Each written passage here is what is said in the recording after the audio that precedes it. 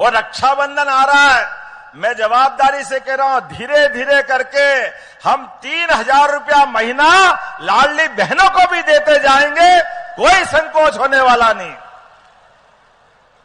एक भी योजना जिस प्रकार से बहनों के लिए आपने सपना देखा है, सारी योजनाओं के लिए पर्याप्त धनराशि।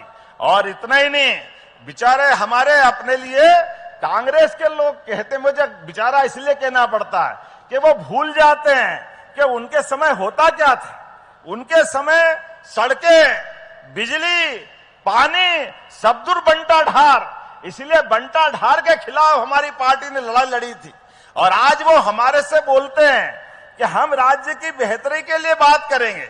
अरे भैया, जब तुम्हारी सरकार थी सारे पटिए उलाल तुम्हारे टाइम हुए, इसलिए दया आती है तुम्हारे वचन के ऊपर। हमारे लिए सौभाग्य की बात है, आज बदलते दौर में भारत कहां से कहां चला गया। मैं आज अपने बीच में हमारे मित्र यहां नगर पालिका के प्रिंस ने भी कुछ मांगे की है। आपने अलग अलग प्रकार से कितनी कामों की बात कर दी, नवीन कार्यालय भवन, कोतवाली का निर्माण, पता नहीं क्या क्या मांगा है। लेकिन कोई बात नहीं, आपके साथ बैठ करके हम 50 करोड़ रुपया आपकी सीहोर नगर पालिका को देने की घोषणा करते हैं।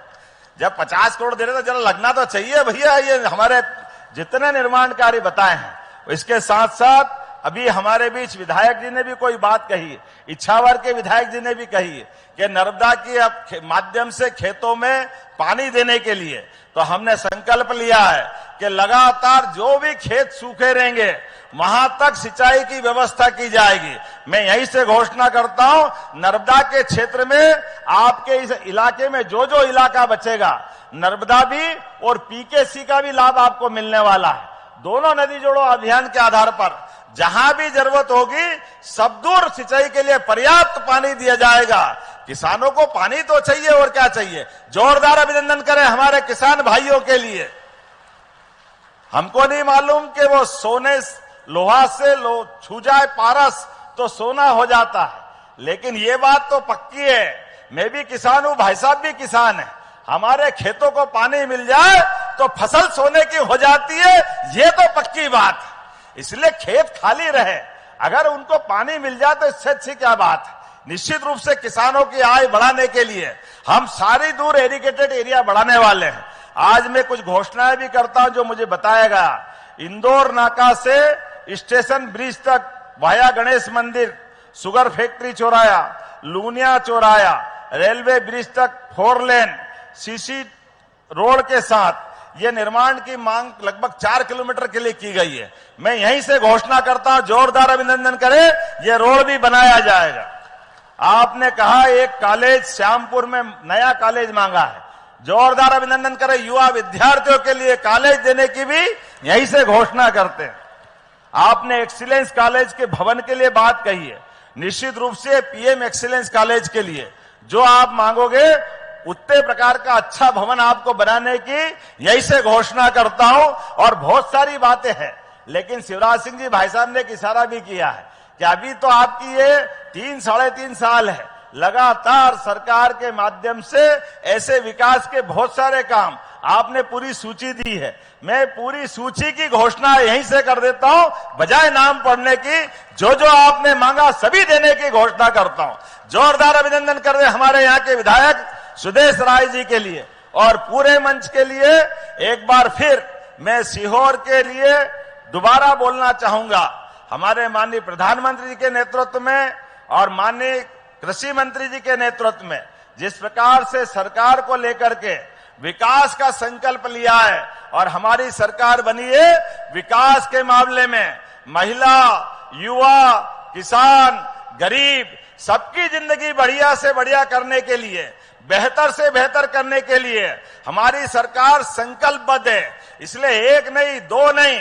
और आपने गीता भवन की बात कही है, अरे गोपाल कृष्ण के लिए भगवान राम का मंदिर जब धूमधाम से बन गया, बोला भगवान जय जय श्री राम, तो गोपाल कृष्ण के लिए गीता भवन की क्या दिक्कत आएगी। हमने तय किया हर नगरीय निकाय के अंदर जहां जहां भी गीता भवन के आधार पर जैसे टाउन हॉल बनते थे उसी प्रकार से गीता भवन बनाए जाएंगे। मैं यहीं से घोषणा करता हूं, आपके भवन के लिए जो राशि लगेगी वो भी देने की घोषणा करता हूं। हमारे लिए सौभाग्य की बात है, परमात्मा की दया से गीता वो पवित्र ग्रंथ है जिसके आधार पर दुनिया ने हमारे अपने ग्रंथों के आधार पर हमारी सनातन धर्म की अच्छाइयों की सीख मिली है। आज बदलते दौर में मोदी जी के नेतृत्व में सभी देवस्थानों में एक से बढ़कर एक, यहां तो सलकनपुर वाली मैया भी है भाई साहब, मेडिकल कॉलेज भी बुधनी में है। और जिला तो कितना सौभाग्यशाली है, कितने प्रकार के काम चल रहे हैं। लगभग 113 करोड़ के काम तो यही लोकार्पित हो रहे हैं। मैं मान के चलता हूं आने वाले समय में मेट्रोपॉलिटन सिटी बनने के बाद सीहोर, विदिशा, रायसेन, बुधनी सहित ये जो हमारा पूरा बेल्ट और भोपाल एक नए दौर में पहुंचेगा जिसके आधार पर हमारा विकास बहुत आगे जाएगा। इसलिए नगर निगम की बात कही है प्रिंस साहब ने, पूरा मेट्रोपॉलिटन के माध्यम से केवल नगर निगम में नहीं पूरा क्षेत्र अद्भुत रूप से बनने वाला है। जोरदार अभिनंदन करें मेट्रोपॉलिटन सिटी को लेकर के। भविष्य के आधार पर ये तो राजधानी है, इसलिए इस राजधानी के अंदर जो हो सकता है वो सब करेंगे। और भोपाल खसक के अब तो सीहोर तक आ गया है, अकेला सीहोर नहीं रह गया, अब तो भोपाल उसका हिस्सा हो गया और भोपाल राजधानी है। ऐसे में आने वाले समय में हम सबको विकास का और बड़ा सोच रखना पड़ेगा, बड़ी प्लानिंग रखना पड़ेगी। उस बड़ी प्लानिंग की तैयारी के लिए हमको कई प्रकार के सुझाव भी लेना पड़ेंगे और कई प्रकार के विकास के मापदंड बनाने पड़ेंगे।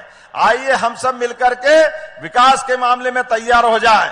तो भाई साहब ने कहा था, इसलिए मैं भी बोलता हूं, विकास के लिए जो जो तैयार है दोनों हाथ की मुट्ठी बांध करके एक बार भाई साहब की मौजूदगी में संकल्प करें।